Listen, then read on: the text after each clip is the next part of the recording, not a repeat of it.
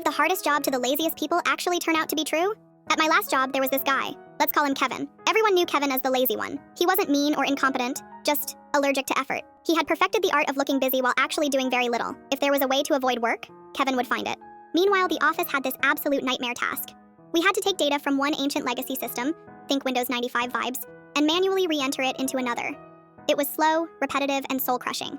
You'd export text files, copy numbers into Excel, rearrange them, and then manually key them into the second system because it doesn't support imports.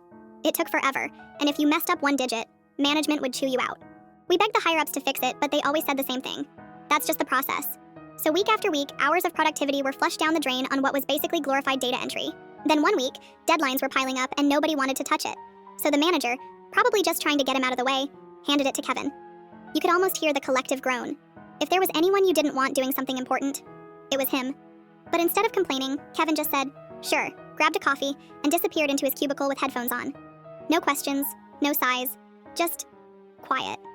Hours later, he comes back and casually tells the manager, "Yeah, it's done." "The batch?" the manager asked. Kevin shrugs. "All of them. Actually, it won't be a problem anymore." Turns out, instead of slogging through like the rest of us, Kevin had quietly taught himself enough Python and VBA macros to automate the entire process.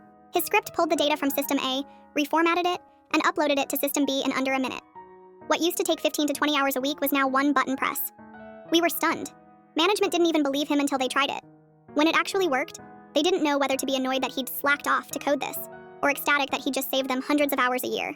In the end, they gave him a bonus and some cheesy innovation award, which was hilarious because Kevin immediately went back to spending half his day napping or researching random stuff online. But from then on, anytime some repetitive nightmare popped up, people would joke, "Just give it to Kevin. He'll figure out how to never do it again." That was the moment I realized the old saying is 100% true.